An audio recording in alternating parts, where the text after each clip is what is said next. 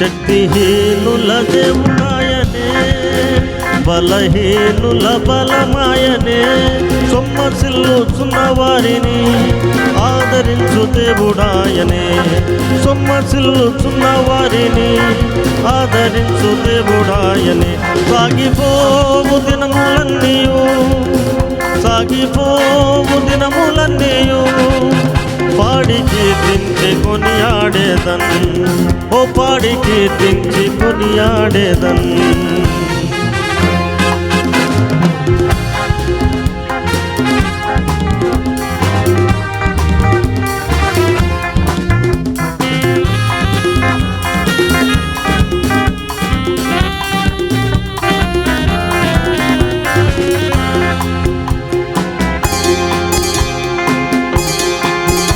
అంధకారమందు వెలుగు దీపమాయనే, బంధించబడిన వారి విడుదలాయనే.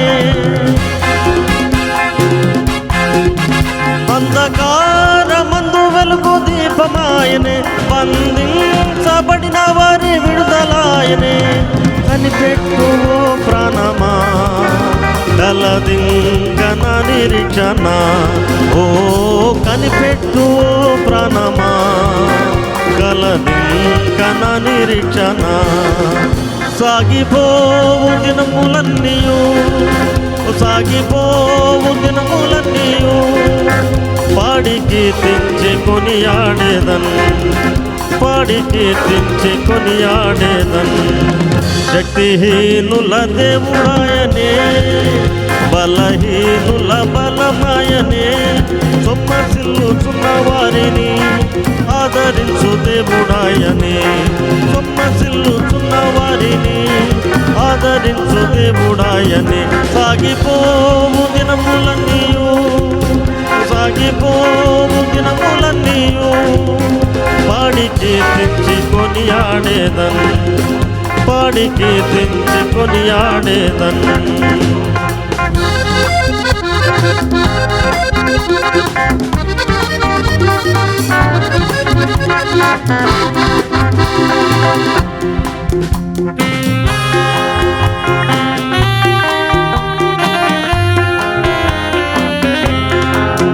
కంట నీరు తుడిచివేసి ప్రేమ చూపిని, అంతరాత్మ నాలో ఆనందింపజేసిని.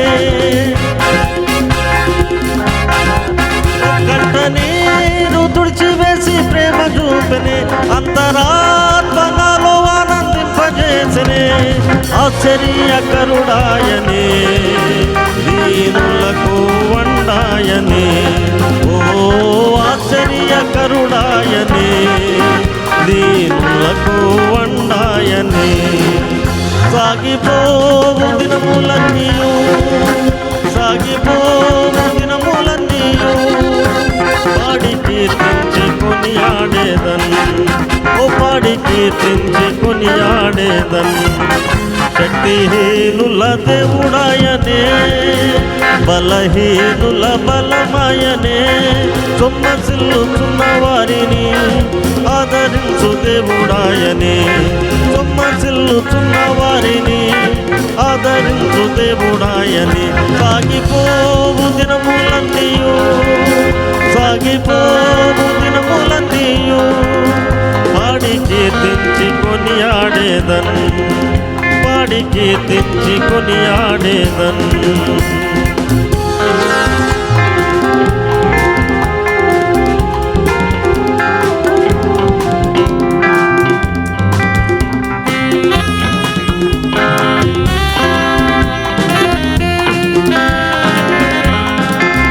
చెదరియున్న గుండె బాగు చేయువాడని, స్వస్థపరచుచున్న యేసుక్రీస్తు యెహోవాయని. చెదరియున్న గుండె బాగు చేయువాడని, స్వస్థపరచుచున్న యేసుక్రీస్తు యెహోవాయని. నమ్మిక కలిగి ఉండుమా, నీ పాపముల శుద్ధి నొందుమా, ఓ నమ్మిక కలిగి ఉండుమా, నీ పాపముల శుద్ధి నొందుమా. సాగిపోవు దినములన్నీయు, సాగిపోవు దినములన్నీయు పాడి కీర్తించి కొనియాడేదన్, పాడి కీర్తించి కొనియాడేదన్. శక్తిహీనుల దేవుడాయనే, బలహీనుల బలమయనే, సొమ్మసిల్లుతున్న వారిని ఆదరించు దేవుడాయనే, సొమ్మసిల్లుతున్న వారిని ఆదరించు దేవుడాయనే. సాగిపోవు దినములన్నీయు, సాగిపోవు దినములన్నీయు, పాడి కీర్తించి కొనియాడేదన్, పాడి కీర్తించి కొనియాడేదన్. ఓ పాడి కీర్తించి కొనియాడేదన్, పాడి కీర్తించి కొనియాడేదన్, పాడి కీర్తించి కొనియాడేదన్, పాడి కీర్తించి కొనియాడేదన్, పాడి కీర్తించి కొనియాడేదన్. ఓ పాడి కీర్తించి కొనియాడేదన్, పాడి కీర్తించి కొనియాడేదన్.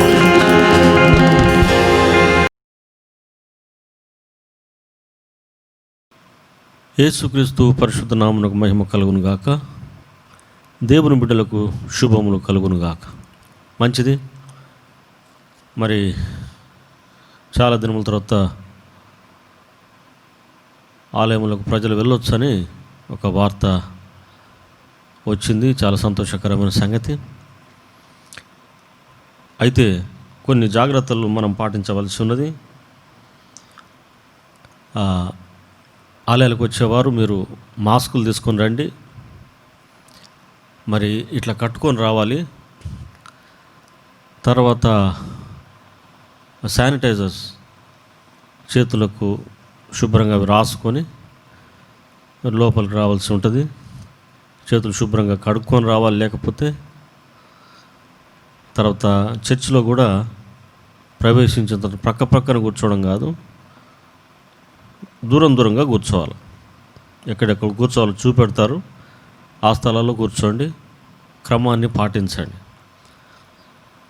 మరి మనము అందరికి మాదిరికరంగా ఉండాలి.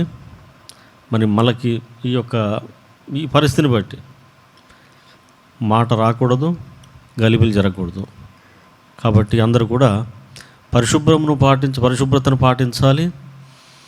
మరి జాగ్రత్తగా మనం ఇంతకుముందు ఎట్లా ఆరాధన చేసినా, ఎన్ని గంటలు కూర్చున్నా, ఎట్లా ఉన్నా, ఏ విధంగా ఉన్నా ఎవరు పట్టించుకోలేదు.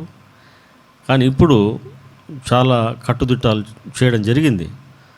కాబట్టి మరి ఆలయాలకు వచ్చేవారు అందరూ కూడా మీరు జాగ్రత్తలు పాటించవలసిన మనవి చేస్తున్నా. ఎవరు మాస్క్ వాళ్ళే తీసుకొచ్చుకోండి. మరి వీలైతే ఒక శానిటైజర్ కొనుక్కొని రండి. చేతులకు శుభ్రంగా అవి రాసుకోవాల్సి ఉంది. అవి రాసుకోవాలి, అవి పెట్టుకోవాలి, శానిటైజర్స్ పెట్టుకోవాలి. చర్చిలోకి వచ్చేటప్పుడు కూడా మీరు కాలు చేతులు శుభ్రంగా కడుక్కొని ఆ మాస్క్ కట్టుకొని లోనికి వచ్చి దూరంగా కూర్చోవాలి. అది చాలా ప్రాముఖ్యమైన సంగతి. ఈ విషయాలు మీరు గుర్తుంచుకోవాల్సిందిగా మనవి చేస్తున్నా. ఆమెన్. చిన్న ప్రార్థన చేస్తాను. మిక్కిలి ప్రేమ కలిగిన తండ్రి, ఈ వాక్యమును దీవించి ఆశీర్వదించుము, మమ్మను బలపరచుము. యేసుక్రీస్తు నామమున అడుగుచున్నాను తండ్రి. ఆమెన్. మంచిది. మొదటి తిమోతిలకు రాసిన పత్రిక 6వ అధ్యాయము 13వ వచనంలో మనం ఒక మాట చదువుకోవచ్చు. బైబిల్ ఉన్నవారు చూడండి. సమస్తమునకు జీవాధారకుడైన దేవుని ఎదుటను పొంతి పిలాతునొద్ద ధైర్యంగా ఒప్పుకొని సాక్ష్యం ఇచ్చిన క్రీస్తు యేసు ఎదుటను మన ప్రభువైన యేసు క్రీస్తు ప్రత్యక్షమగు వరకు నువ్వు నిష్కలంకముగాను అనంద్యముగాను ఈ ఆజ్ఞను గైకొనవలనికి నీకు ఆజ్ఞాపించుచున్నాను. మరి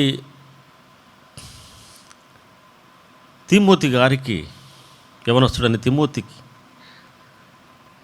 భక్తుడైన పౌలు గారి యొక్క మాటలు రాస్తున్నాడు. మరి ప్రతి లేఖనము కూడా సరిదిద్దుటకు,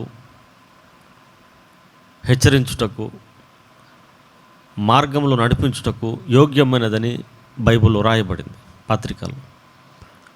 కాబట్టి మరి క్రీస్తు యేసు పొంతి పిలాతు యొద్ద ధైర్యముగా ఒప్పుకొని సాక్ష్యం ఇచ్చిన అనే ఒక మాట ఉంది.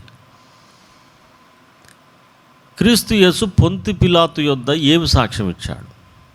ఒక్క రెండు మాటలు దీని విషయం మనం ధ్యానించి ముగిద్దాం. యేసుక్రీస్తు ప్రభు సాక్ష్యం ఇచ్చాడు. అపొస్తలుల కార్యంలో ఉంది, బూదిగంతముల వరకు మీరు నాకు సాక్షులై ఉండవలెను అన్నాడు. పరిశుద్ధాత్మ మీ మీదకి వచ్చినప్పుడు మీరు శక్తిని పొందుతారు. అప్పుడు బూదిగంతముల వరకు మీరు నాకు సాక్షులై ఉంటారు. యేసు ప్రభు కూడా పిలాతు యొద్ద సాక్ష్యం ఇచ్చాడట. మంచి సాక్ష్యం ఇచ్చాడు. ఆయన ఇచ్చిన సాక్ష్యం ఏంటో ఒకసారి మనము తెలుసుకుందాం. పరిశుద్ధుడైన యోహాను రాసిన సువార్త మనము చూసినట్లయితే 18వ అధ్యాయము 33వ వచనం నుంచి చదువుకోవచ్చు. మరి 35వ వచనంలో ఈ మాట రాయబడింది. అందుకు పిలాతు, నేను యూదుడనా ఏమి? నీ స్వజనము నీ ప్రధాన యాజకులు నిన్ను నాకు అప్పగించరు కదా, నీవేమీ చేస్తావని అడగగా, యేసు, నా రాజ్యము ఈ లోక సంబంధమైంది కాదు. నా రాజ్యం ఈ లోక సంబంధమైంది అయితే నేను యూదులకు అప్పగించబడకున్నట్లు నా సేవకులు పోరాడుదురు, కానీ నా రాజ్యము ఇహ సంబంధమైనది కాదనను. అందుకు పిలాతు, నీవు రాజువా అని ఆయన అడగగా, యేసు, నీవన్నట్టు నేను రాజునే. సత్యమును గూర్చి సాక్ష్యం ఇచ్చుటకు నేను పుట్టి తిని, ఇందు నిమిత్తమే ఈ లోకమునకు వచ్చి తిని, సత్య సంబంధి అయిన ప్రతివాడు నా మాట వినును అనేను. ఇది యేసుక్రీస్తు ప్రభు పిలాతు ఎదుట ఇచ్చిన సాక్ష్యం. నా యొక్క రాజ్యము ఈ లోక సంబంధమైనది కాదు. ఆ దినముల్లో ఉన్నటువంటి అక్కడ ఉన్న శాస్త్రులు కానీ, పరిసయ్యులు కానీ, మరి ఇంకా అనేకులు ఆయన ప్రభుత్వానికి విరుద్ధంగా పోరాటం చేస్తున్నాడు. ఆయన ఒక కొత్త రాజ్యాన్ని ఏర్పాటు చేస్తున్నాడు అని వారు మరి అక్కడున్న ప్రభుత్వానికి విరోధంగా మాట్లాడుతున్నారు. యేసు ప్రభు మాట్లాడుతున్నాడు. ఆయన కొత్త సందేశమును ప్రజలకు బోధిస్తున్నాడు. రాజ్యాంగానికి విరోధమైన మాటలు ప్రజలకు బోధిస్తున్నాడు. నేనే రాజును అని చెప్తున్నాడు. ఇంకొక రాజ్యం వస్తుంది అంటున్నాడు. ఈ రోమా రాజ్యం, ఈ ప్రభుత్వం ఏమైపోవాలి? మరి ఈ రాజులు ఎటుపోవాలి? ఈ విధంగా వారు ఈ శరీర సంబంధంగా యేసుక్రీస్తు ప్రభు బోధించిన ప్రతి మాటను శరీర సంబంధంగా వారు ఆలోచన చేస్తూ, శరీర సంబంధంగా తలస్తూ గొప్ప కలవరమును పుట్టించినట్లుగా మనం అనేక మరి మార్లు ప్రతి గుడ్ ఫ్రైడేకి మనం ధ్యానిస్తున్నాం. యేసుక్రీస్తు ప్రభువును పిలాతు అడుగుతున్నాడట, మరి నీవేమి చేశావు? అసలు నిన్ను ఎందుకు ఈ యూదులు ఎందుకు అప్పగించారు? నీవు యూదుల రాజువా అని అడిగాడు ఆయన మొదట. మరి నీ ప్రజలే నన్ను అప్పగించారు, నీ ప్రజలే నిన్ను నాకు అప్పగించారు, కారణం ఏంటి? యేసు ప్రభు అంటున్నాడు, నా రాజ్యము ఈ లోక సంబంధమైంది కాదు. మరి నీ రాజ్యం ఏంటి? ఒకవేళ నా రాజ్యమే కనుక ఈ లోక సంబంధమైంది అయితే యూదులతో నా సేవకులు పోరాడుతారు, కానీ నా రాజ్యం ఈ లోక సంబంధమైనది కాదు. కనుక నా పోరాటం ఈ లోక సంబంధమైనది కూడా కాదు. నా పోరాటం ఈ రాజులతో కూడా కాదు, ఈ ప్రభుత్వంతో కూడా కాదు. ఇది యేసుక్రీస్తు ప్రభు పిలాతుకి ఇస్తున్న సాక్ష్యం. మరి నీవెవరివి? నువ్వు రాజువా అని అడిగాడు. ఇక రెండో విషయం ఏంటంటే, నువ్వు రాజువా అని అడగగానే ఆయన ఏమన్నాడంటే, నేను రాజునే. యేసుక్రీస్తు ప్రభు భయపడిపోయి అక్కడ తబ్బిబ్బైపోయి జడ్జి గారి ముందు ఏదో చెప్పేలేదు. ఆయన సాక్ష్యం ఇస్తున్నాడు. దేవుని ఎదుట సాక్ష్యం ఇస్తున్నాడు, పిలాతు ఎదుట సాక్ష్యం ఇస్తున్నాడు, లోకం ఎదుట సాక్ష్యం ఇస్తున్నాడు. నా రాజ్యం ఈ లోక సంబంధమైంది కాదు, నా బోధ ఈ లోక సంబంధమైంది కాదు. నేను ప్రజలకు ఇస్తున్నటువంటి మరి సందేశం ఏదైతుందో అది లోక సంబంధమైనది కాదు. నా రాజ్యం వేరు, నా పోరాటం వేరు.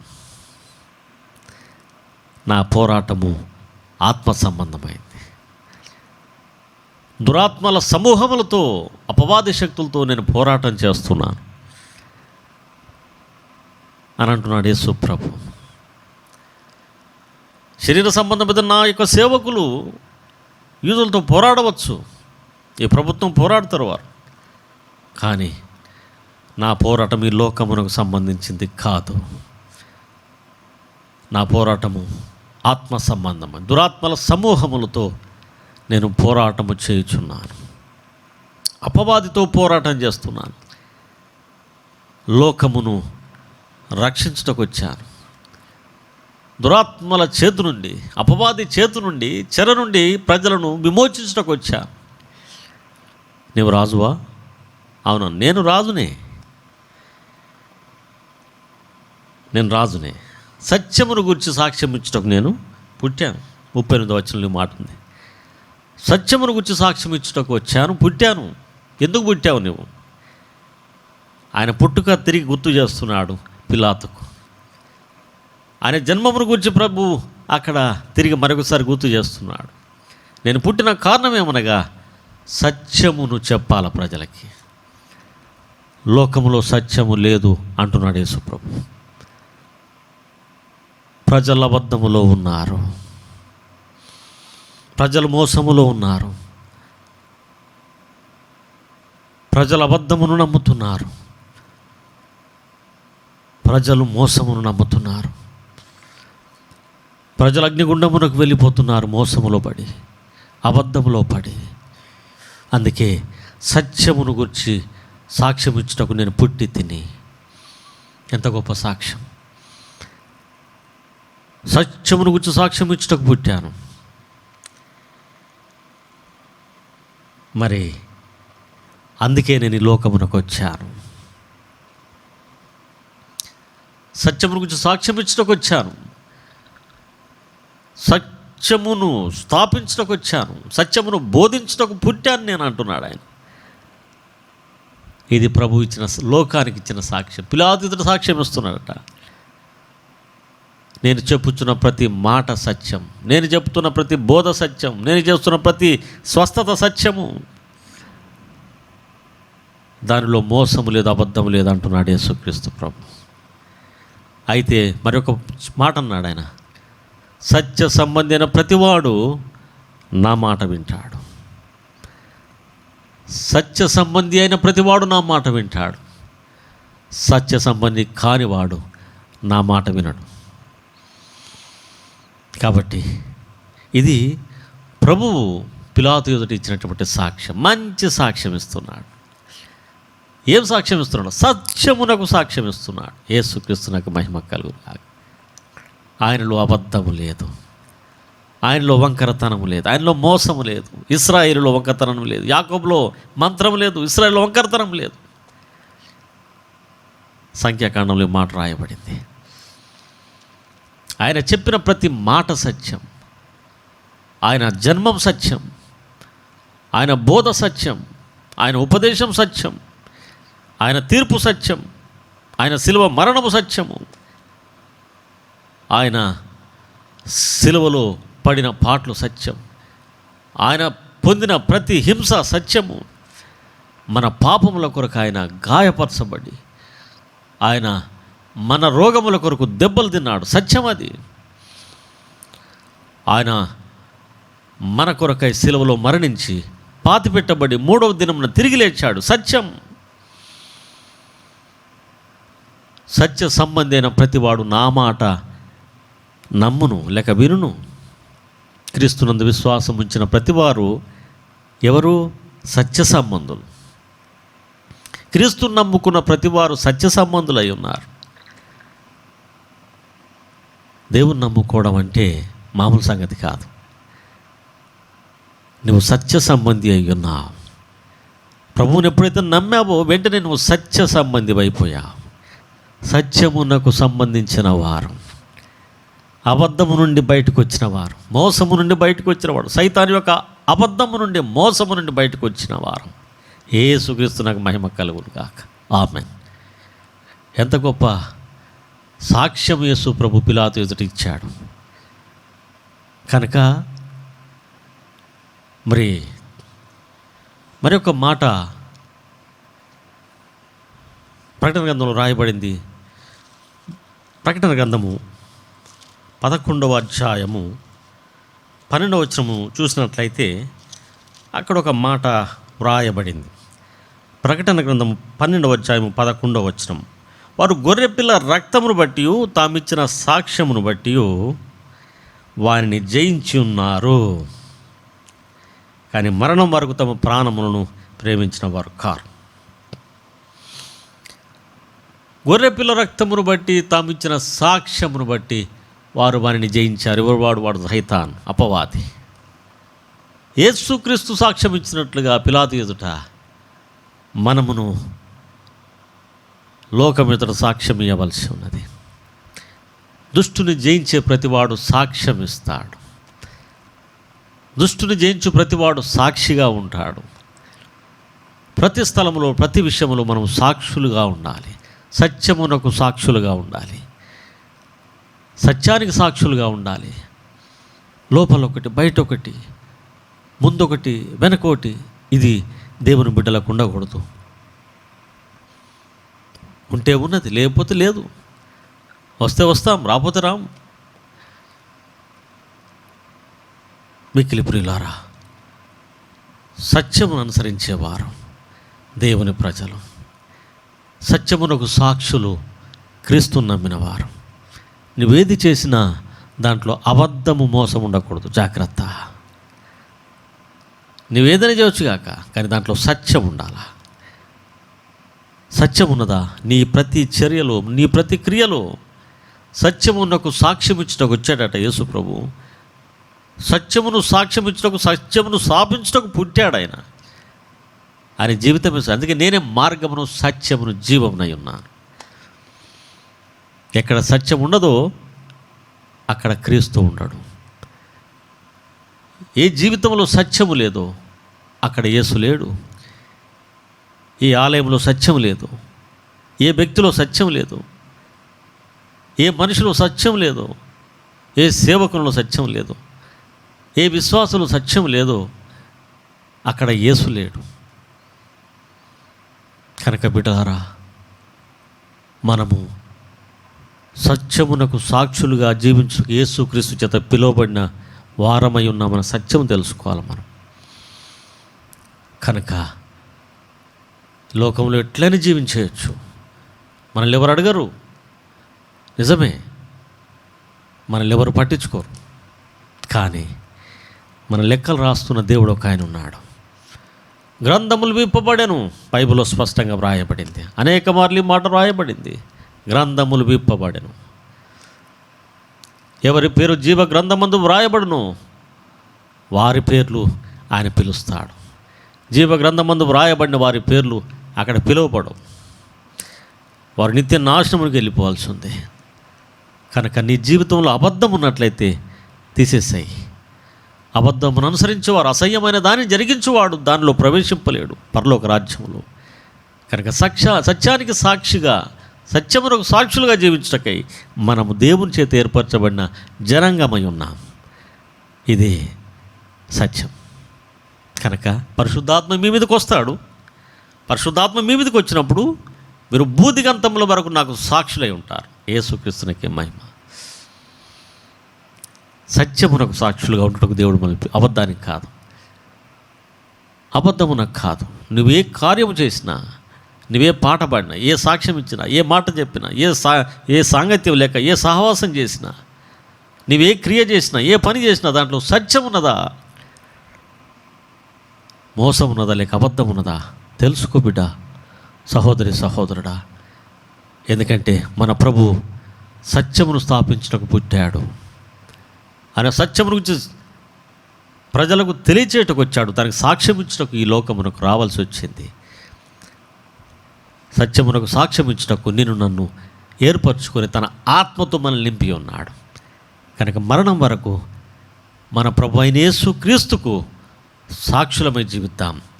ఆయన శిలువ మరణమునకు మనము సాక్షులముగా జీవించవలసి ఉన్నది. ప్రతి స్థలములో, ప్రతి క్రియలో, ప్రతి విషయములో ఆయన సత్యవంతుడైన దేవుడు. తన బిడ్డలు సత్యమును అనుసరిస్తారనే సాక్ష్యం మనము కలిగి ఉండాలి. మన నోట అబద్ధములు, మన జీవితంలో మోసములు ఉండకూడదు. నా పిల్లలు సత్యమును అనుసరిస్తున్నారని సాక్ష్యం వినుట కంటే ఇంకెక్కువైన సంతోషం నాకు లేదు. మొదటి యోహాను పత్రికలో ఈ మాట రాయబడింది.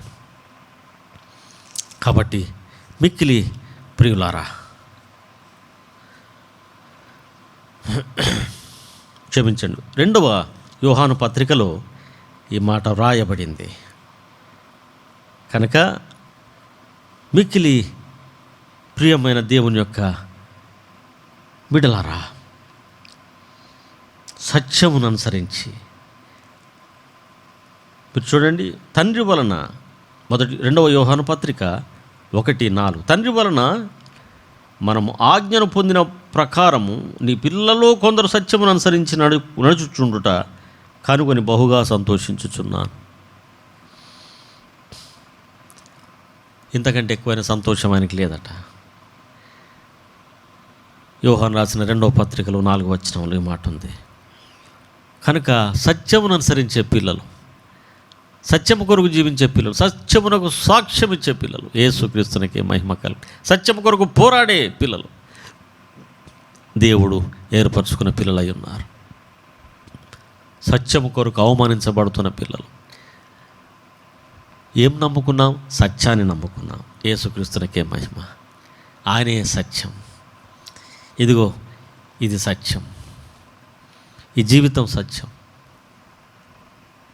మనము యేసుక్రీస్తు సత్యమునకు మనము సాక్షులమై ఉన్నాం. కడవరకు ఆయన శిలువకు, ఆయన శిలువ మరణమునకు, మరణ పునరుత్థానములకు సాక్షులమై జీవిద్దాం. యేసుక్రీస్తు ప్రభు ఈ వాక్యముతో మనల్ని నింపి మనల్ని బలపరచునుగా. ఆమేన్. మా పరలోకపు తండ్రి, నేను గణపరిచి మహింపరుస్తున్నాను స్వామి. ఇంతవరకు మమ్మల్ని కాచి కాపాడిన స్తోత్రములు నాయనా. మరి ఈ వాక్యమును అభిషేకించి నీ రాక వరకు నీ యొక్క శిలువ మరణ పునరుత్థానములకు సాక్షులమై, సత్యమునకు సాక్షులమై జీవించే కృప మాకు అనుగ్రహించమని అడుగుతున్నాను. సమస్యలతో, కష్టములతో, ఇబ్బందులతో ఉన్న ప్రతి బిడ్డను జ్ఞాపకం చేసుకోండి తండ్రి. నీ శిలువ రక్తంతో ప్రతి ఆత్మను కడిగి శుభ్రపరిచి శుద్ధీకరించి నీ రాజ్యం కొరకు సిద్ధపరచుము. నీ దినమున మా పాపముల కొరకై నీ విలువైన రక్తాన్ని చిందించావు స్వామి, నీకు స్తోత్రములు.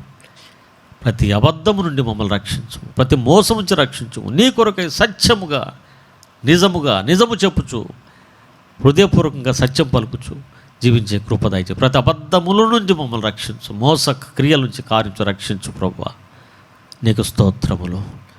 ఆయన రేపటి నుండి ఆలయములకు ప్రజలు వస్తున్నారు. ఏ విధమైన కీడు సంభవించకూడదు.